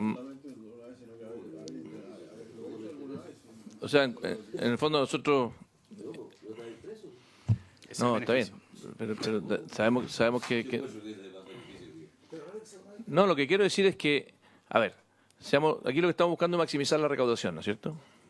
Entonces, o sea, me acuerdo que cuando hicimos, por ejemplo, la ley de reincidencia, nosotros éramos partidarios de que no se ocupara la salida alternativa en 5 años y nos bajaron a 3 años. O sea, un gallo puede cometer un delito y tiene beneficio de poder salir alternativa después de 3 años. Yo lo quería 5 años, no lo logré, acordamos con el ministro Cordero a 3 años. Y aquí una persona que tal vez una vez se autodenunció, o sea, quiso pagar su impuesto, quiso pagar su impuesto, que se dio cuenta que le habían barrado, no sé si por tentación o por negligencia, no vamos a juzgar la razón, y ahora pasan 3 años y él no puede autodenunciarse, que además le va a ayudar la pega de impuesto interno, porque en el fondo el incentivo de irse preso, si es que no se autodenuncia, lo va a tener siempre. O sea, en el fondo se puede ir preso si pasan 3 años.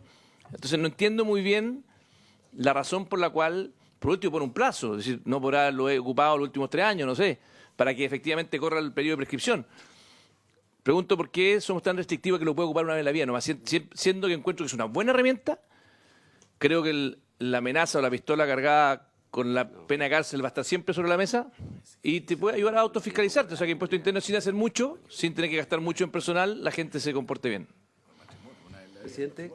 presidente. Yo sé que estoy un conservador y le ha funcionado el matrimonio de la vida, pero hay Me gente gustó, que le me gustó de alguna opta por manera, otras es vías. la No tenemos primera- por qué imponerle a todos Es la primera vez que el su gobierno visión. defiende las cosas para toda la vida. Pero lo importante Perdón, es que senador Coloma y después senador Lagos Weber y después la mala la palabra primero. No, se... ¿Sí la vio primero? Sí. Me corrijo entonces, senador Lagos Weber primero. Ya hablemos lo que se quiere. No, muy brevemente, presidente. Una pregunta y una reflexión, digamos. Yo primero yo encuentro que esto es bien interesante. Quiero ser súper, de repente uno tiene discusiones, yo tengo varias discrepancias en otros puntos. O sea, se está entusiasmando Pero con el proyecto, esto senador es que, Coloma. no, es que esta parte yo lo encuentro... No, entusiasmarme jamás. Hemos logrado generarle la Entusiasma- endorfina de senador Coloma, ya llegó. Mire, no ha llegado a la hora que me entusiasme con los tributarios. Bueno, espero que no me llegue nunca ese minuto, digamos. Pero lo entiendo que es relevante. Pero creo que estas son tipos de cosas que van a la buena línea, en el sentido de decir, porque y eso, la reflexión tiene que ver con el aspecto interno, quizás cuántos casos pueden haber en esta lógica. Porque creo que, y siguiendo el ministro de Hacienda en su objetivo recaudatorio, esto sí puede ser recaudatorio, en el sentido, imagino, digamos, en el sentido de personas que digan, porque ¿cuál es la situación de hoy día? Si alguien efectivamente se encuentra, que puede encontrarse además que se da cuenta después, que puede ser otras situaciones que pensaba que no eran delitos, es delito. Hoy día, ante eso, el incentivo es quedarse callado, digamos, porque eso es lo que entiendo del señor Riquelme, porque hoy día no hay un incentivo especial. Aquí usted dice, yo pago con todos los intereses y con eso, digamos, el servicio le pasan dos cosas. Primero, no tiene que hacer un enorme gasto, digamos, para hacer una persecución y recibe, y no sé de qué volumen podemos estar hablando de esto. Y yo creo que va está en la línea correcta, eso es lo que yo quiero decir, porque esto ayuda, digamos, a que haya un cumplimiento tributario siguiendo la lógica del proyecto. Lo que sí también me llama la atención, esto una vez en la vida, es como uno aprieta un botón, no sé, un botón rojo y no sé si... Ahora tampoco puede ser, con razón, tampoco puede ser una cosa de cuestión permanente, pero que haya un plazo de prescripción de a los 10 años, el derecho a una prescripción... No sé, a mí me llama la atención que se haga una vez en la vida, eso es lo que digo, siendo en circunstancias que creo que la institución es razonable, es novedosa, razonable, creo que va en la lógica de los tiempos, que es mejor avanzar en la recaudación que hacer esfuerzos gigantescos en otras líneas, pero no sé, esa reflexión yo se puede.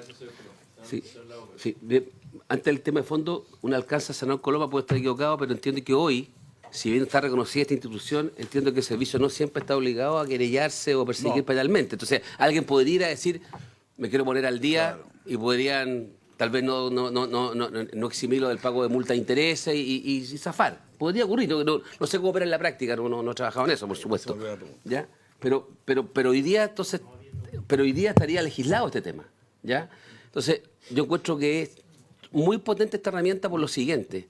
Primero, dice, usted puede beneficiarse de esto, de eximirse eventualmente del tema penal, en la medida que no esté iniciada la investigación, que no sea reincidente, y de todas maneras antes que se cargo de las multas de intereses. Eso está claro. Pero el tema, y ahí yo tengo una diferencia con el senador Coloma, es que creo que el tema de riesgo moral es muy grande. Entonces acá lo que se supone es que todos tienen que pagar sus impuestos todos los días. Todos los años, por lo menos. Bueno, ya, todos los días. Algunos tienen que pagar el IVA, tienen que pagar la boleta, extender la boleta. Una vez al mes. Hay que estar, todos los días uno paga el IVA, entonces todos tienen que cumplir con los impuestos. Entonces lo que está haciendo acá, yo creo, está apuntando no solamente a un caso individual que diga, oye, la verdad que parece que no estuvo muy preciso en mi declaración de impuestos y voy a tratar de rectificar, es que cuando ocurren situaciones de carácter más general, o de aplicación que podría tener casos de relevancia nacional, o cuando se tiende a generalizar, supóngase, o a expandir un cierto subterfugio a una planificación tributaria agresiva, como se dice en la jerga, de cierta manera, y que el servicio empiece a sancionar, tal vez eso puede hacer que el botón que uno tiene una vez en la vida le permita decir a uno anticiparse a eso y ponerse al día en la legislación. Por eso yo creo que tiene que ser una sola vez el botón y no tenerlo permanentemente, porque la apuesta... si hay gente que está dispuesta hoy día a arriesgarse con el sistema actual, con el otro, con mayor razón va a estar dispuesto a aumentar el número de la probabilidad de que otros lo quieran usar el sistema. Por eso creo que el sistema una sola vez en la vida puede ser para aquel que no hizo bien su declaración de impuestos, que puede ser un caso aislado, o bien otros, cuando vean de que hay un tema... A ver, mira lo que pasaba con las facturas ideológicamente falsas. Tal vez hay personas que han tenido facturas ideológicamente falsas, pero que no están investigados, no están ni ahí, nunca han tenido un problema, la usaron una vez en la vida, segunda vez, y ahora con este tipo de legislación tal vez, y la situación que puede ocurrir de coyuntura, quieran decir, ¿sabe qué más? Yo no me voy a arriesgar, abrí dos botones, me pongo al día y se recauda y usó su derecho. Pero creo que tiene ese impacto, no sé. Ha pedido la palabra el director varias veces. Este artículo tiene una... que a mí me parece muy bien, como dice Ricardo Lagos, yo estoy muy de acuerdo, me parece muy bien tener esta norma. Pero en el enunciado del artículo hay casi una presunción de buena fe, cuando se dice que tomen conocimiento de la existencia de diferencias de impuestos que podrían fundarse en hechos constitutivos de delitos tributarios. Entonces el señor hizo su declaración, la presentó, pero de pronto se da cuenta, tomó conocimiento de información que probablemente no había visto y no tenía, que podría constituir un delito. Entonces va y se autodenuncia. Y eso se puede hacer una vez en la vida, la verdad que yo lo encuentro francamente exagerado. Sobre todo por el enunciado, porque no, cuando se trata de una persona que ha cometido un delito tributario o que podría, ese se puede autoacusar, está bien. Pero en este caso es casi una presunción, como digo, buena fe, por la cual la persona se autodenuncia porque dice, mire, me equivoqué y parece que esto era delito. Y eso lo va a poder hacer una vez, ¿no? Yo por lo menos fijaría un plazo, a lo mejor 5 años, algo así. Siempre se me quedó una cosa en el tintero, presidente. Respecto de la aprobación de la Dirección Nacional, esa aprobación, o sea, cumplidos los requisitos, tiene que otorgarlo, ¿no? Es un punto, a mí esto de que pase por una aprobación, a mí me gusta una redacción, si se cumplen los requisitos, lo aprobará la Dirección Nacional para este efecto.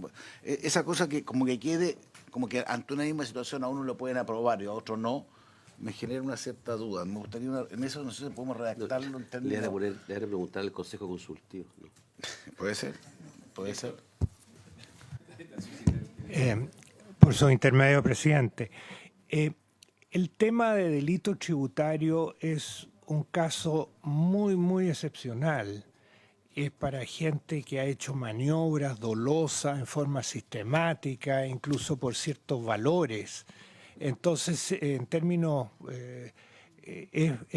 porcentuales, es muy poco. Entonces, cuando uno piensa que esto para recaudar o no recaudar, en forma directa recauda muy poco. Porque son juicios con gente que ha hecho cosas graves, se demora unos años, después el dinero no tiene, en fin. El tema es más bien la fuerza de las sanciones y el hecho que sea cárcel.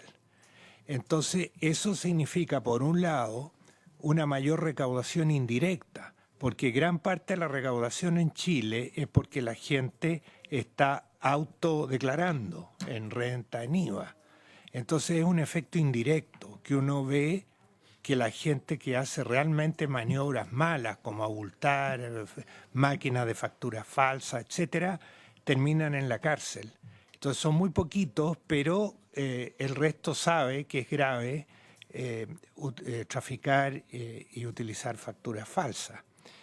Y hay una segunda importancia del delito tributario, que en general, o muchas veces los que cometen otros delitos, como puede ser coimas reiteradas, tráfico de droga, todo tipo de mafias, ellos, como están haciéndolo por lucro, sistemáticamente están no pagando los impuestos y por lo tanto el Servicio de Impuesto Interno se puede querellar por delito tributario. Es el sentido y la fuerza que tiene el delito tributario. Y por eso que a mí me parece bien cómo está planteado esta indicación, porque permite que alguien que pueda caer en delito tributario pueda ir y denunciarse.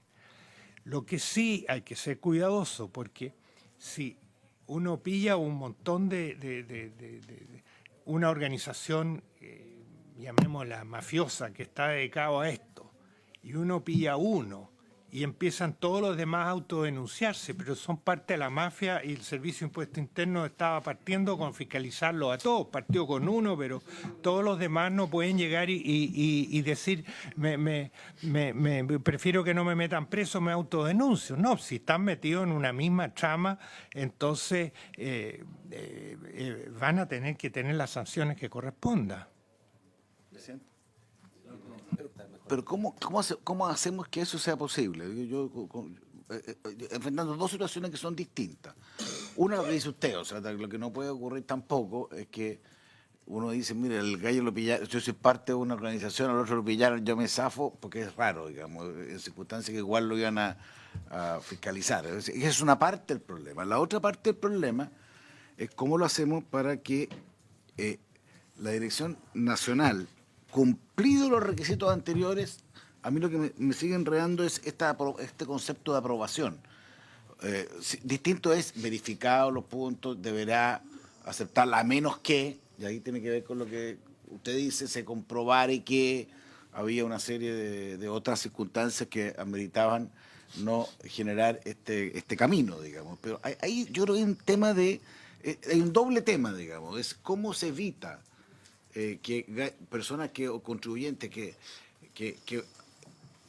son parte de una trama se puedan no tener los perjuicios penales por haberse autodenunciado, y lo que plantea el director, pero también cómo hacerlo para que no haya una suerte de criterios distintos, digamos, o alguien puede decir que si yo cumplo todos los requisitos y a mí no me lo dieron y al de al lado sí se lo dieron. No sé si tiene que haber la palabra fundado, a buscar una redacción un poquito más completa respecto de estos dos temas, que me parece bien lo que dice, es correcto lo que dice el director, pero hay que buscar una redacción que permita eso. Yo tengo la impresión de que eso podría judicializarse al infinito, digamos. O sea, alguien dice, yo cumplí todos los requisitos, y el director dice, bueno, es que usted era parte de esto, hay que como meterle más, creo yo, más explicación dentro del tipo. Sí, bueno, normalmente lo que hace el Servicio de Impuesto Interno en estos casos fija criterios de nivel nacional.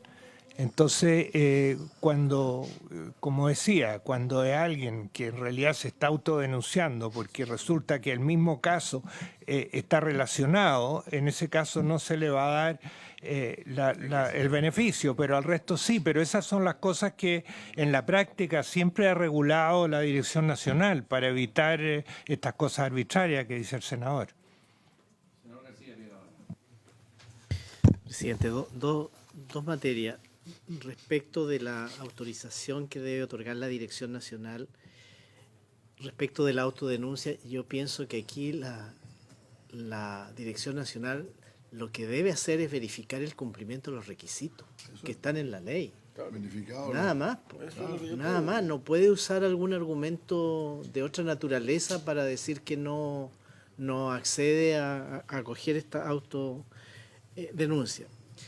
Y lo segundo, mi consulta tiene que ver cómo se compatibiliza este instrumento, que a mí me parece muy correcto, con la figura del denunciante anónimo. ¿Podría yo, en conocimiento de que alguien me denunció,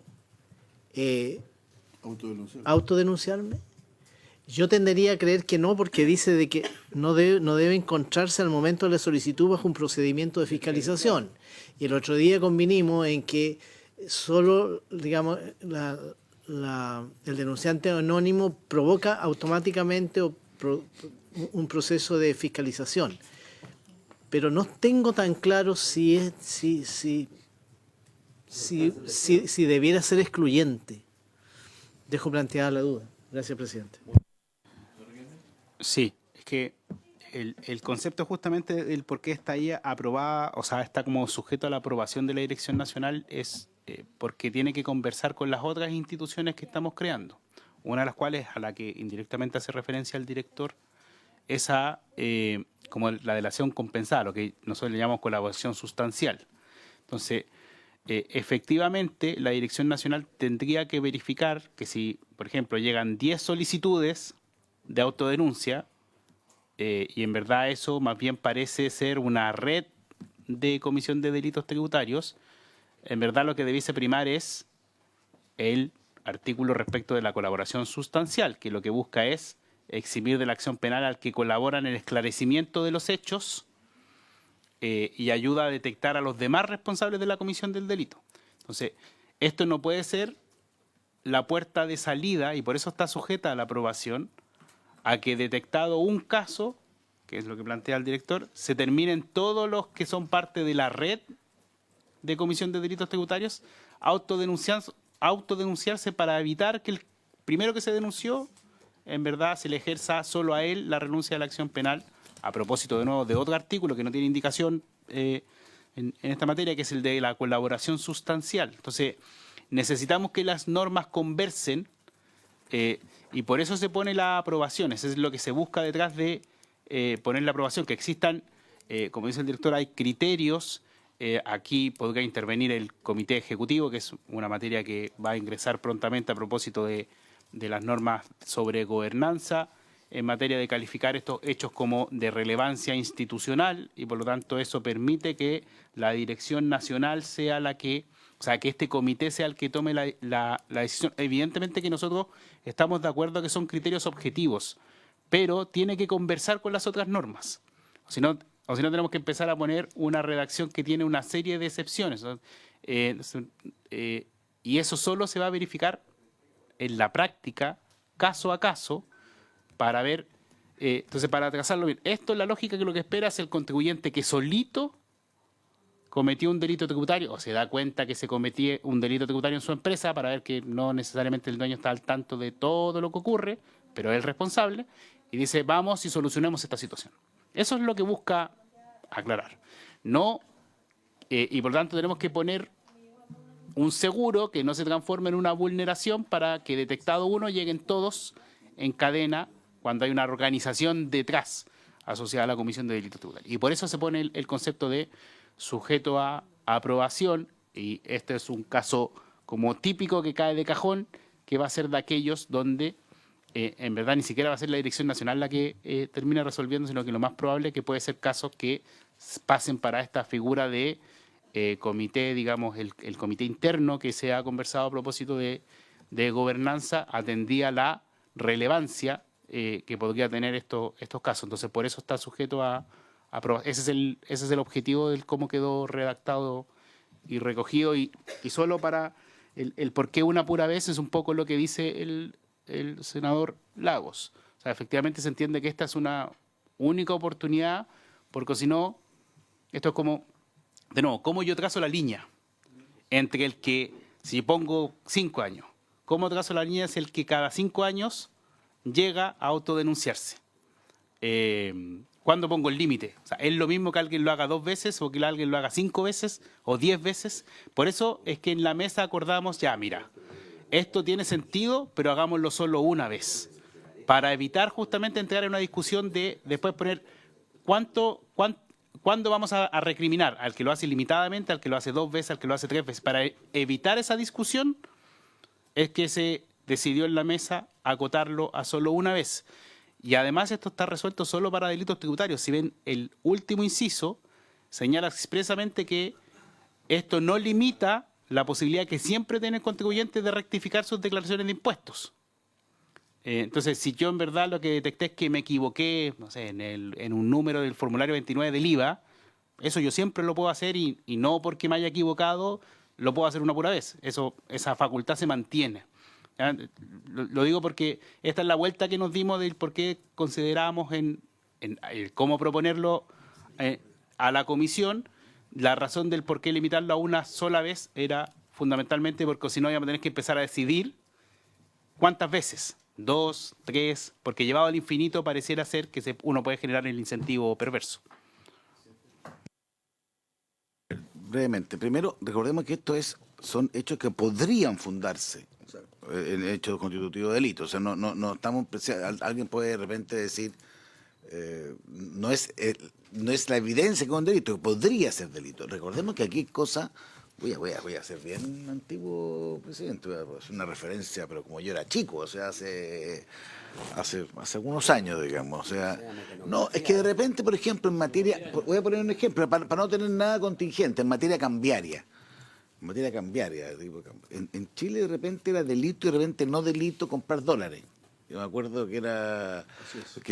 ¿Usted sí o no? Y era una cosa, de repente pasaba a ser delito, no pasaba a ser delito. Tenía que ver con la evolución de la economía. De repente el ministro de Hacienda encontraba que estaban haciendo... Bueno, y había cosas que de repente evolucionaban y cosas que uno entendía estaban bien hechas. De repente la interpretación era que eran delictuales, cosas que no son tipificaciones tan simples.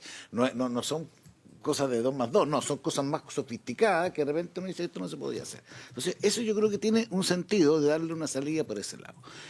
Así que, a mí lo que yo creo que necesita esta tipificación, por así decirlo, es lo que dice el director, darle una cierta ordenamiento respecto de si es una organización, una vinculación, porque si no también no sé cuál es la utilización práctica, porque si alguien de repente es condenado por algo, digamos, y hay muchos que no pueden no conocerlo, no tienen idea, digamos, dejan por tanto la posibilidad de autodenunciarse, porque ojo, y sobre todo la parte final, porque además corre un riesgo muy grande, sin que quede claro eso, porque de repente el director, uno se puede autodenunciar, dice esto, y después el director nacional le dice no, porque no se sabe si esto tiene que ser fundado.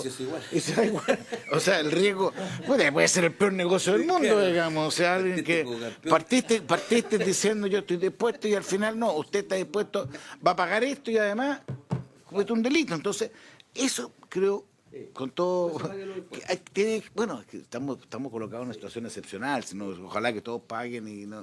Pero entonces yo creo que esto tiene que tener, perdona, mi impresión, tiene más claridad respecto de cuándo objetivamente el director nacional, o si es el consejo, alguna de estas, bueno, coloquémoslo ahí, pero tiene que ser súper claro de que no puede, esto tiene que ser cumplido los requisitos, se tiene que dar, porque si no, no va a tener ningún sentido, digamos. Entonces, eso es lo que yo creo que tenemos que hacer un esfuerzo para dejarlo mejor hecho, presidente, encontrando que está bien la idea, Sí, yo creo el caso que describe el señor Coloma, el que a mí por lo menos me preocupa, que es que alguien se autodenuncie de buena fe y que eventualmente dio información que tal vez no tenía impuesto interno y terminó... que en el fondo no le acepten su autodenuncia y por lo tanto se persigue penalmente a alguien que tal vez lo hizo. No sé si es qué pensaron para ese caso en particular. ¿Director? Senador Lago Pérez. Si no hay una suerte de... Nadie se va a autodenunciar en este esquema si es que al final el resultado es completamente incierto. Entiendo el predicamento y el ejemplo que puso el director y lo comparto 100%. Entonces tal vez habría que ponerle algunos bordes o algunas calificaciones a la situación, cosa que uno evalúe si se va a autodenunciar o no en función de que si pertenezco a una organización o no criminal. No, eso sí, ponerlo a esos términos, pero de lo contrario, dejarlo al 100%, solamente se van a denunciar aquellos que realmente, y que puede ser, solamente lo van a hacer aquellos que no estén metidos en algo también. También es la contrapartida. Lo van a usar menos. Pero es excepcional, entonces. Bueno, es esto va a ser siempre excepcional, pues si todos pagan sus impuestos, la mayoría. No, yo quiero insistir en que esto es un caso muy grave, alguien que ha hecho irregularidades reiteradas con dolo, entonces no es un caso cualquiera, no, es delito tributario. Entonces, bueno, a lo mejor las instrucciones será una circular que emite el director diciendo en qué caso sí, en qué caso no, y que eso lo vea el comité que está aprobando este mismo proyecto de ley, puede ser, pero de modo que ahí dirá, mire, si ya estamos pillando a uno y todos los demás que son parte de la misma, entonces, pero que eso de la circular lo diga, en qué caso sí, en qué caso no, y que el comité externo lo apruebe, estoy de acuerdo. O sea, perdón, eso es lo que opino yo, no sé.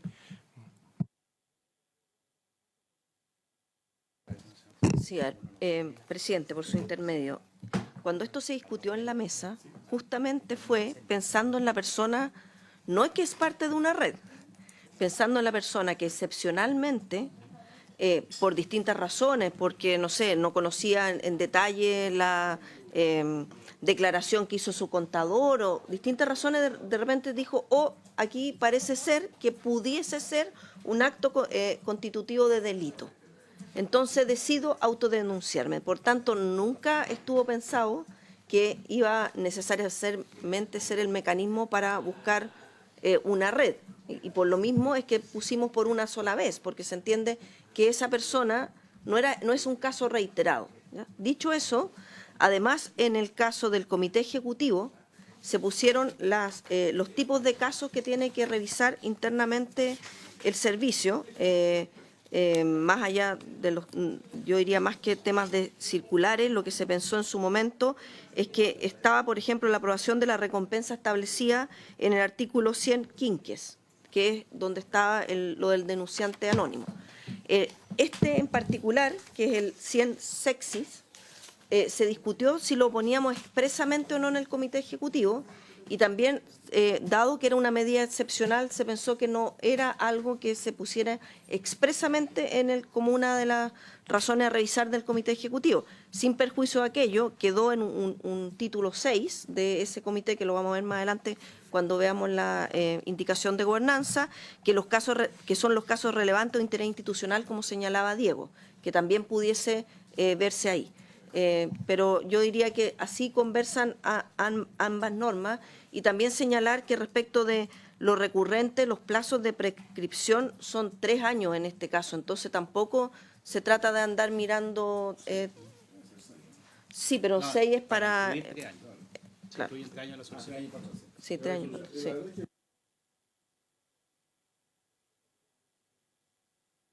Me parece que, como dice el director, son casos muy excepcionales, por lo tanto tampoco se trata de hacer un gran lío con ellos. Pero aquí, ¿qué es lo que ocurre? Es una persona que presentó que se autodenunció, se le dice, mire, no sé, usted está equivocado, no ha tenido nunca, esto está perfectamente bien, se acabó. No se puede autodenunciar nunca más. Porque aquí dice que con haber solicitado, requisito número el cuarto requisito dice no haber solicitado con anterioridad la aplicación de no es no haber sido beneficiado. No es no haber sido beneficiado ni no haber sido juzgado, es haberla solicitado antes.